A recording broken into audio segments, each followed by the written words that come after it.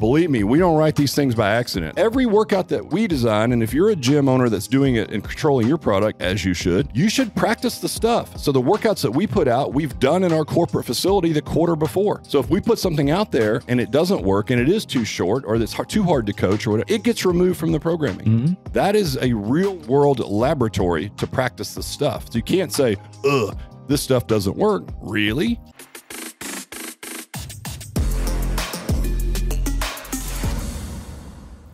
Matt, he's back in the studio. I'm back, baby. What's cracking? It's maybe twice. Oh, it's a new month. Never mind. Yeah, we'll get you once a month. Once a month. Get you once a month. It's become like a running joke on the podcast for you. It's all right. Well, I heard you just did one yourself the other day. I did. Really? Man, everybody's cranking along. So busy. I did a solo podcast.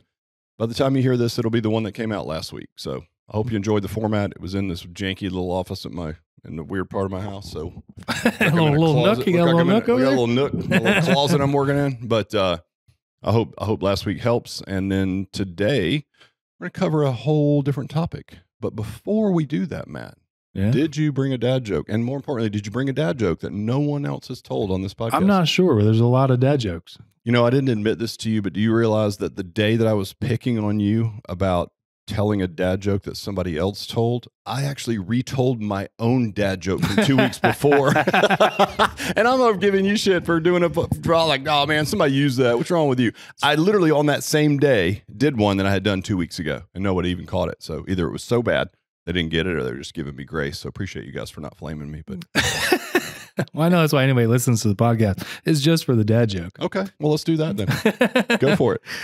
Oh man, this is definitely one for my kids. How did the taco say grace? How? Let us pray. Well, I like that actually. It's pretty good. So strangely, the ones that are for little kids, I get. They're really funny. That's right at my level. So when I leave Alloy, my goal is to be the head of Old McDonald's Farm. I'm going to be the CIEIO. It's another child's one. Very good. That's pretty good. I mean, come on. I like that one. I don't think anybody's told those. No. Boom. You're welcome. All right. Today we're going to talk about programming, Alloy programming specifically. What do you think? Yeah, no, I think it's a good topic. I mean, we've done different ones on deep diving into the programming. I think this topic will be really good for kind of owners, trainers to hear just kind of a little bit more of the whys, not in terms of the science wise, but like why it's really there to help your business. Yeah, no, I love that. May be the title, The Whys of Alloy Programming. I think it's a great idea. So what do you have for bullets? Because I don't want to try to keep us on track because this one could get deep. Yeah, we can get deep on this one. Well, I mean, as many of you guys know, Rick's been doing this for a very, very long time. I mean, what year are we on? 30. We're in our 34th year. 34th year. So been at the game a long time. Literally have done many different things. So kind of want to talk about the origin a little bit. Heard it before in different podcasts, but like got started, kind of the progression of the business itself from, back in the day doing one-on-one and, big old baggy pants and what you guys wear around your belt? Fanny packs. Fanny packs. If you're in Australia, it's a bum bag. I apologize for the fanny word. Yeah. Or the UK. We do have some, Australian people. Yeah. So doing that, progressing to growing the business and some of the challenges and kind of maybe the origin of how we even do what we do today. Yeah. So how did we get to the type of programming? And I've told our origin story a million times, but not through the lens of programming. So when we first started out, we were one-on-one training. Mm-hmm. Did that for about the first 10 years. And we had a very robust one-on-one training business. And one of the things that we did in one-on-one training was we did customized programming. So everybody got their own program. And if you're not watching, I'm air quoting a bit because, well,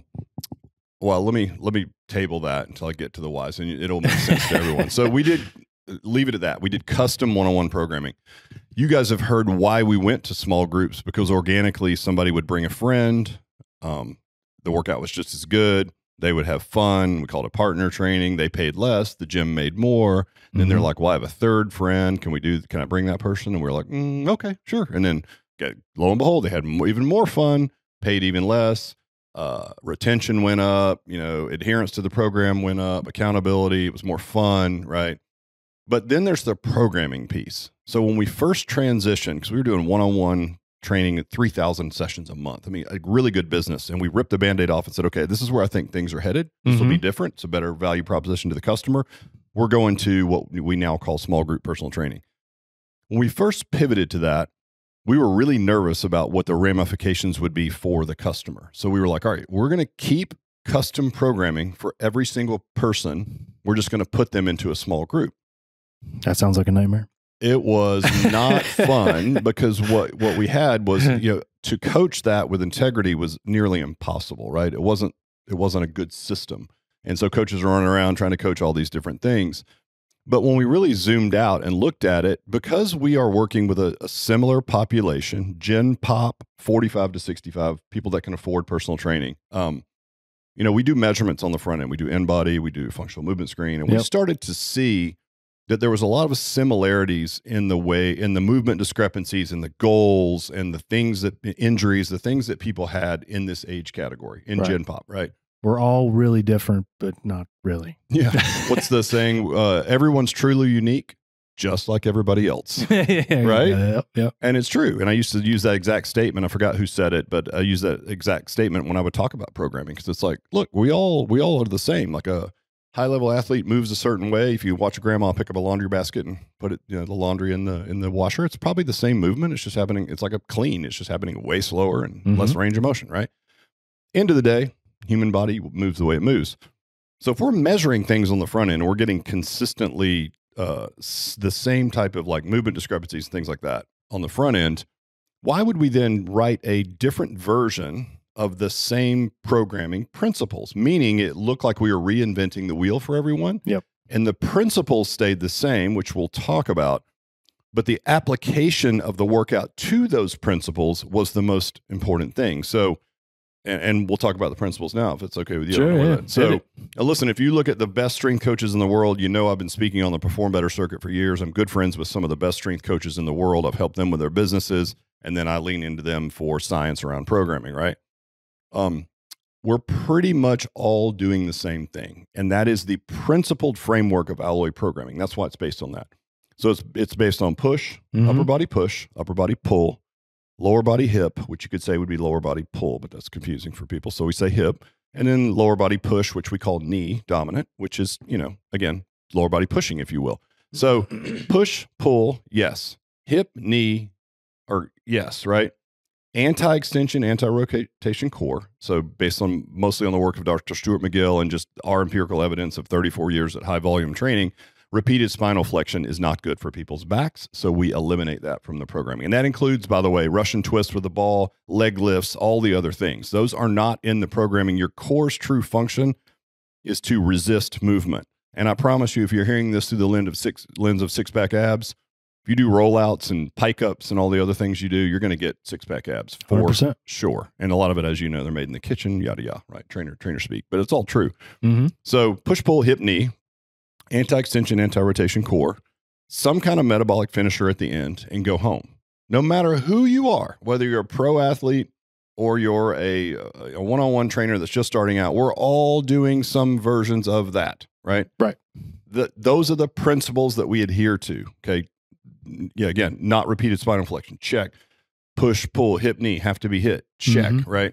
So you take all of that and you put it into a program, and then what we found was we were custom programming for everybody, but we were writing versions of, recreating the wheel, like I said, over and over again.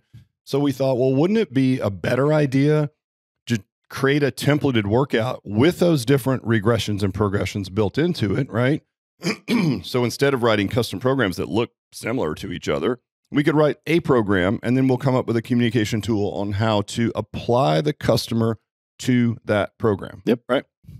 That was it. And then people will say, what about people that want to bodybuild? I'm like, you know what? If you get those, you are in the rare minority. We don't get a lot of people that come in that say, I want to do a bodybuilding show. Yeah, that's not definitely our clientele. Yeah. Think about who we're going after, 45, 65. And this is a little bit of trainers getting out of their head as well. Like we've done podcasts on, if you work with a power lifter, they're going to want you to max deadlift. If you work with a triathlete, you're going to be doing a lot of cardio. If you work with a bodybuilder, you're doing lots of reps and isolation exercises. You got to kill that as a coach. You have to do what's best for the customer, and then you can go do whatever the hell you want. I would argue that all that stuff's dumb anyway, but for the sake of this conversation, do what's best for the customer, right? So that's the framework, and then we created this tool and we applied people to it. So that's how we got to essentially what is templated programming. It's still customized just as much as we used to do in one-on-one. Right. It's just that if you're working off a set of principles that, by the way, principles don't change, right? exercises, techniques, applications of those principles do change, but the actual principles do not change from the highest level athletics down to your 85-year-old with a bad shoulder. Same, right? So we built a template and we talked about how to apply people to the template. That's how we got to the type of programming we do, but it was done through, at this point now, 15 years of high volume personal training. So it's not like we're just making shit up, right? Yeah. And we look at the best, strength coaches, scientists in the world, borrow from them, and that gets baked into this structure of our programming. So quality stuff. I mean, you started out, personal training and obviously grew the business. And at one time, and tell me if I'm wrong, but you had a bunch of individual trainers doing what they wanted, kind of their own programming. And then you brought this under the same umbrella. We're like, all right, now we have more of, this is the script. Uniform approach. Like, why is that important? Like, why did you do that? Well, there's a disconnect. At the time, one of the big mistakes that I've talked about several times is I would hire coaches and make them, promote them as specialists. Like, here's Bill. He's great with old folks. Here's Susie. She's good with women. And here's, Bob. He works with our athletes. And here's somebody who, if you want to put muscle on, you work with him. And then the programs don't look at the same anyway, right? It didn't make any sense. And of course, there's a huge risk to your business in doing that, because if in fact that trainer decides to move on, and coaches do move on at times, then they're not following a system by the business, they're following a coach. And then the tendency for them to want to leave is much higher, which is what happened to me in 1998 when I didn't have good controls in place and I was promoting coaches as specialists, and it nearly ruined my whole business, right? And I scratched my way back. I'm like, I'm not doing this anymore. It's my business. I've got my banner on the front door. I'm paying the bills. I've got all the risk. I know how to get somebody from the door to the right level of programming, and then I know how to program for them that's best for this population. So I'm going to control that experience, right? And just, to be honest, the best coaches that we had, they were like, great. You mean I don't have to do that shit? Awesome. Right. Because we all agreed on, we were all studying, and, we were all going to perform better, and we were all learning the same principles, right? So it wasn't like somebody's like, ugh, and I think one of the things I want to talk about today around that, like why do coaches have problems following a program like that, right? And I think I'm often reminded of a Bruce Lee quote, and he said, listen, when I first started in martial arts, it was really confusing, right? Or no, it was really simple. Sorry. So when I first started martial arts, super simple. They were just teaching in the basics. Like a punch is a punch and a kick is a kick, right? Then when I learned a little bit more, there's different martial arts that I could learn, and there was angles and different movements and everything, and it got really complicated, right? For a long period of time. Then once it became like a 5th degree black belt or whatever, once again, a punch is a punch and a kick is a kick. And so when I look at the type of coach that runs into problems where they're just trying to throw all this extra crap into the programming, they're not a raw beginner who's happy to follow the program, right? And they're not really advanced enough to know that the simplification is the key, right? And you got to peel all that stuff out. They're right in that in-between phase where they're dangerous. They're in danger zone because they've learned just enough to be dangerous, and they want to throw all their whiz tricks in there and curtsy lunges and all this stuff that's it's fine, but it's it's not going to make a difference, believe me. And that's evidenced by some of the people that we used to work with when we were licensed. Yeah. They were some of the best strength coaches in the world. They could have easily written the program, but they looked at the price that we were charging for it, and they were like, shit, I don't want to spend my time doing it. Right. And I'd have to pay one of my people more to do what you're building. But if I was building it, it would be exactly like what you made. Go follow Mike Boyle and listen to any of his talks. Again, 60-something-year-old, one of the best strength coaches in the world, teaches, has certification, all the things, right? Well-respected guy. It basically, when he talks about programming, he's essentially describing alloy programming, right? Yep. At the end of the day. And that's for athletes, high-level athletes, right? So same. So anyway, you have to run a consistent customer experience like you talked about. What happened to our business? Again, if you're listening to this, go back last week. If you haven't listened to the podcast, I did it on my own. I told a story about a haircut, and it was really about a disconnect on the customer experience. And essentially, you can get the same haircut, and in our case, that would be the same workout. But if the way it's delivered is different, right, around it, you're going to lose the customer. And you might think, well, yeah, but it's an awesome workout. I'm doing extra. But you don't need extra. If you run the thing with integrity, right, there's no need to do extra. It doesn't make any sense. So what I've seen this even manifest itself in alloys, if they don't have tight controls, we'll call them on it. But, here's a framework of a workout, push, pull, hip, knee. If you did that the way it was prescribed with the right intensity, there's zero reason to hang around after and add on 15 to 20 minutes of programming. If you got through it fast enough to do 20 minutes of programming, you didn't do it at the right intensity. I always laugh. I remember specifically when we started licensing, we were sending out the same programs to different environments. So we had a CrossFit gym. Yep. Okay, so we send out the programs on Monday. Wednesday, I get a message from the CrossFit gym. These programs are way too hard. Nobody can do them. The exact same day in the afternoon, I get a message from the training department at a Gold's gym. These programs are way too easy. Our clients aren't getting a good workout. The same programs, right? Right. And I could tell you why, because CrossFit's used to 3, 2, 1, go. You know, right. All out blitz, baby. All out blitz, yeah, right? Yeah. And the volume that we have isn't built for all out blitz, right? We're not doing a 10-minute workout for time, right? Right. Well, on the other hand, if you don't apply it with some intensity, of course it's going to be easy. It's like any workout. Right. And then what that will lead to, if you don't apply the right intensity, is that the client feedback will be it was too easy or they finished too early. And then to provide value, coaches will tack on what I would say is almost like a whole nother workout, some goofy hitch stuff at the end or whatever, which makes no sense. I mean, how many times have we talked about like the modern programming, Dr. Peter Attia's prescription, strength first, right? Lots of zone 2 cardio, which is just moving and walking, right? And every now and then get your heart rate up high and for a short period of time. So if you're tacking on some dumbass hit thing at the end of one of our Just workouts, straight garbage zone.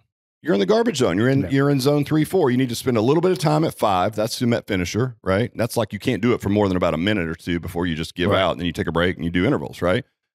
Move more outside the gym and do true strength, right? So if you don't coach the strength with the right intensity, like load and whatever, right? Range of motion and everything, appropriate for the person, but you know what I mean? If you don't do that, then of course they're not going to be tired and they're going to blow right through it. And that's your job to slow them down and make them work with enough weight that does slow them down, right? So that when you get to the end, you just do the met finisher. If you feel compelled to tack on a 20-minute extra workout or metabolic finisher, you are not coaching the programs correctly, period. Yeah. Period, right? And use the analogy I just used. CrossFit, too damn hard. Gold's Gym, too damn easy. Same workout. You could say that about 2 different coaches, right? And then you asked earlier, how does this manifest itself in your business? Well, when we first went to this framework, we started to notice that if coaches did these little extras that they thought they were just putting in a little special sauce on the end, it would create a disconnect for the customer because many of our customers will work with different coaches in the same week. And we claim that we can do that. And we can if the coaches are running the programs with integrity. So I'll give you an example. We used to stress test this in our place by having a different coach work on Monday morning, different coach Wednesday morning, different coach Friday morning. Why? Because people that come 3 days a week are coming, just example, 6 a.m. Monday, Wednesday, Friday, right? Well, if they come in on Wednesday and that coach runs the program with the right intensity, right, and with integrity, check. They come back Friday, that coach is feeling their Fridays, so they're chilling, they're short timing for the weekend. They're not really focused on the customer, so they let them use light loads. Maybe some people run through the workout at really lightweight, like a cardio bunny, so they're done in 30 minutes. And then at the end, they're like, okay, well, I'm going to do this. And they throw in some, again, dumb 15-minute met finisher just to eat up time. And also, if I'm honest, to stroke their ego with their little extras that they're putting in there, right? When you do that, and we literally had this exact same scenario happen, those customers will then go back and they come back in on Monday and maybe they're with coach number 1 that trained them the time before. And they're like, well, on Monday, Matt had us run around the parking lot. Right. And they don't know that wasn't necessarily the protocol. And it felt like extra, right? And I'm saying they liked it, but I'm saying they liked it only because the coach liked it. I'm saying they liked it because it was good for them because they don't know, right? Right. Then there's a disconnect. Now the coach that actually ran the programs at the right intensity with integrity is seen as a lesser than. And if you're a business owner listening to this is the kiss of death. Again, it almost ran me out of business, right? So you have to run the programs with integrity. If you're not Alloy, and you should be controlling, that is the product, by the way. If you were a pizza place, would you just let the people make whatever kind of pizza they wanted? Or would you want to run the recipe, right? Like we have brick oven pizza, the ovens come from Naples, Italy, blah, blah, blah, blah, blah. But you know what? This chucklehead's going to run a microwave pizza because he's lazy this day and he doesn't want to run the program. It's the same thing. Like their pizza is our workout. Run the damn workout, right? I know I'm getting all fired up. But it's great. Dude, extra tonics today. I didn't. I'm just spitting. I get fired up because there's zero reason to do it other than ego and you didn't study and there's a lack of knowledge. Right. Run the damn play because the programming comes from the highest level of athletics. If you run it with integrity, I promise you, there's more than enough intensity in there. And if you're at the right intensity, it will force a little bit of work between sets, which is what we want. We're not trying to run a HIIT workout. HIIT's bullshit, by the way. It doesn't help fat loss, increases inflammation, makes you eat too much. I don't like it. So that's the reason we don't do it. And if you run the program in that way, you are shooting yourselves, the business, and your customer ultimately in the foot. So I remember this, when I even first started here, one of the biggest things that helped me understand the importance of it was we'd run weekly meetings. We would go over all of the movements. Everybody would have to participate. And that is something in our franchise. We have weekly meetings to cover the workouts, but it helps so much. And then another thing that I really push on people was the actual doing of the thing. And you mentioned, clarity comes in doing. I love that statement. I mean, but like, many people, if you go out and you train somebody and you've never actually done the thing, how good do you think it's going to be? If you've never swung a kettlebell as for a metabolic finisher, you don't know what it feels like, right? Right. And how can you apply the right intensity if you don't know what it feels like? So if you're a trainer listening to this in an alloy or not, and you're supposed to be running a system, which is best for the customer, but you're applying your own workouts are different. So maybe you're a bodybuilder or you're a power lifter or you're a triathlete or you're doing a bunch of plyos because you play sports or whatever. You have to at least dabble and do parts and pieces of the alloy workouts, right? Or the workouts that your gym is producing to know what it feels like. The clarity comes in doing. It's hard to coach a movement that you've never done, right? Mm-hmm. And so when you look at the programming, okay, what about full body training? Why do we do full body and not body part splits? Well, duh, we're getting people 2 to 3 days a week. If you have a weight loss goal and I'm only seeing you twice a week, you don't need a fucking arm day. I don't care what you say. That's hogwash, right? Mm-hmm. It's crazy. So you don't need that. So the program is built for our customer avatar. So if you're a coach listening to this, disconnect what you like to do from what you're applying to the client. Try the workouts and the movements, because if you don't know what it feels like, it's going to be really hard to coach it. You can't relate to the customer. You might then be more apt to coach it lightly, right? And end up with extra time at the end because you didn't focus on it. Well, you don't believe in it. Yeah, how can you believe in it if you don't do it? I mean, look, people ask me all the time. I'm not saying I'm the pinnacle of fitness, but at 54 years old, 225 with less than 10% body fat, and I'm really strong. I mean, usually the gyms I go to, the dumbbells aren't big enough. Like they don't have 120s and up. I'm like, I can't do it, So, but what do I do when I go in the gym? I do full body training. I do push pull, hip knee, right? Anti-extension, anti-rotation core. I do a mat finisher, and I go home. Same shit, right? Yeah. Full body. Now I always go 3 days a week. Sometimes I go every other day. So it almost average like a 4, but it's always a day of rest in between, right? Mm-hmm. I don't do body part splits. I don't think it's necessary. And I'm in that age category and I need more recovery. Hell, you want to go down into a different age category, look at like our buddy, Alex Hormozy, right? Good dude, full body training every single day. Yeah. Right. And he'll just emphasize different groups, like kind of like we do, right? Mm-hmm. This pattern today, I'm going to really go heavy on my back. I'm going to deload my upper body push. Mm-hmm. Next day, I'm going to load my upper body push. So it's almost like an active recovery. Well, that's what we do. Yep. Right. And this dude's jacked out of his mind. So like, does full body training not work? Do you have to go by what your weird uncle that worked out in the garage tells you what to do for body part splits? No, you don't. You can still get plenty muscular, strong, and look great doing full body training. And I'll argue that until I'll die on that hill for sure. I love this today. You're fired up, man. Not having it. I'm not having this shit, man. I'm not going to have it. You got to do the work. No, yeah, but it's important. This is what we do. If you're a gym, this is what you do, right? And you could argue that, well, at least people are happy. Are they? And I mean, maybe your business would be so much better off if you controlled your product a little bit better. If you're an alloy, if you're an owner and you made your coaches stick to the program, believe me, we don't write these things by accident. They don't come out randomly, right? And they're solid programs scientifically. If you're not running them correctly or with integrity, sure, you're going to end up with some extra time at the end. Well, that's on you. If you ran it right, you're not. You don't think we've tried these workouts? That's the other thing. We have a laboratory. Every workout that we design, and if you're a gym owner that's doing it and controlling your product, as you should practice the stuff. So the workouts that we put out, we've done in our corporate facility the quarter before. So if we put something out there and it doesn't work and it is too short or it's too hard to coach or whatever, it gets removed from the programming. Mm-hmm. That is a real world laboratory to practice the stuff. So you can't say, this stuff doesn't work. Really?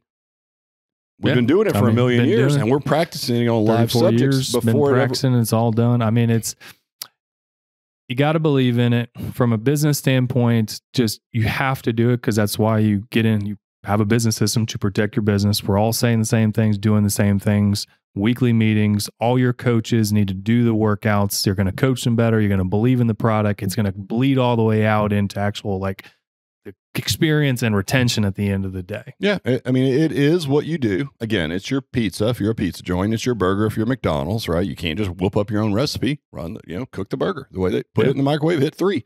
That's what we're doing. And you know what? That allows you to serve the same burger in Atlanta and China. So it's trainer ego, and it's just misapplication of programming. And again, that's in an alloy or not. Control your product and make people stick to it. There are reasons why. Now, if your programming's crap and you're doing some hit stuff as a brand, I can't help you. I'm sorry. Yeah. I mean, and then just owners, like I've run into this, owners that say aren't in the fitness space. You just, own a business. Maybe you never owned a gym or whatever. I see this often where they fall like, oh, well, I don't know this. My trainer knows better. Have you ever heard that before? They might know better than him, but they don't know better than us. Right. But it's like, again, the pizza analogy, like you should know enough to what the recipe is. You should make sure everybody's following it and doing it. You might not know exactly how to put it together every single time, but like, it's there. Yeah. Well, I've heard Mike Boyle, we talked about him earlier. I've heard him say this, like, look, at first you just run the play, and then maybe you're a sous chef at some point, which is like, okay, I run the play, but now I'm kind of understanding it a little better, okay, great. Now I'm going to put this little arm thing at the end because I know this customer likes it. Okay, that's cool. And then maybe you're a chef at some point. Maybe if you're not an alloy, you're writing programming for your gym. But if you are, it better look like alloy or it's not going to be that good, honestly, for our population. Again, sure, that's what's most effective. So if you're an owner listening to this and you don't know fitness per se, you don't have to. All you have to know is that your team needs to run the programs the way that you're getting them, right? Yeah. Whether you have a director of fitness that's designing them, if you're a different brand, if you're an alloy, the workouts are the meat of what we do. It is literally what we do. It's your job as the owner to hold the coaches accountable to run the thing. And that's easy to understand. It's kind of like you said, here's a recipe for pizza, do the pizza, right? Yeah. So, and if you're not careful and you don't follow that, you'll get held hostage by coaches who are claiming, oh, no, I'm going to do this, or I'm going to throw in extra stuff at the end, right?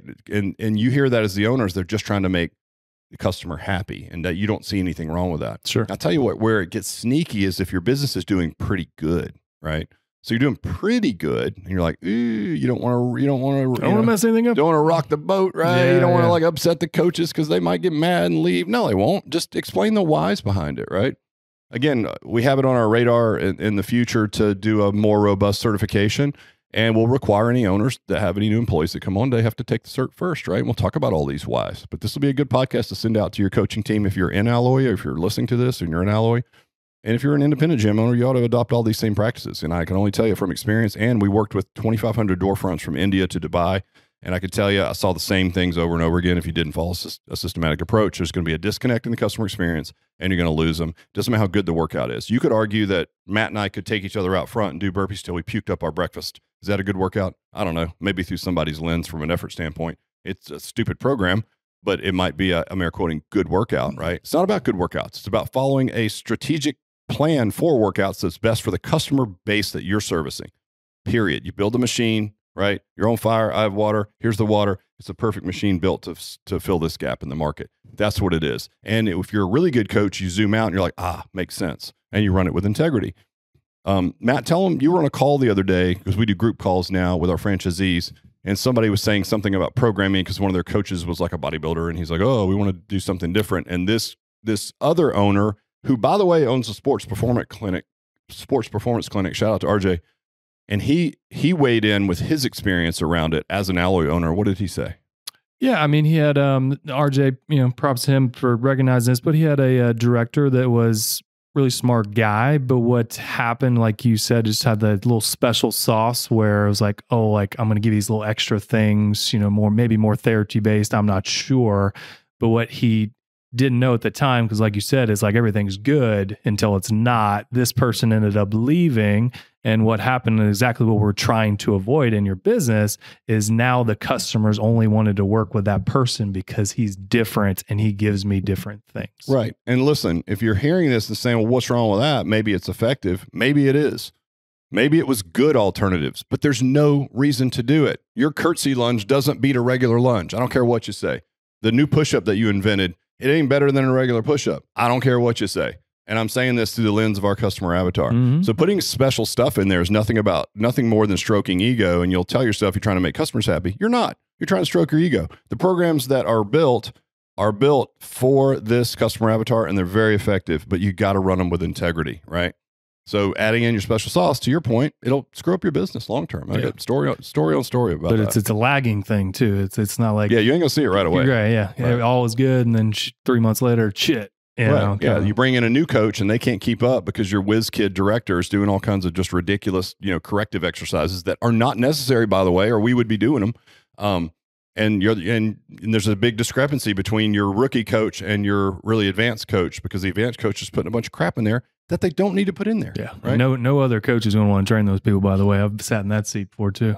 Oh, where they're like, my other coach does the that guy. Yeah, well, none of that works, by the way, and you can't say that, right? He's gone. Yeah, exactly. You're fired.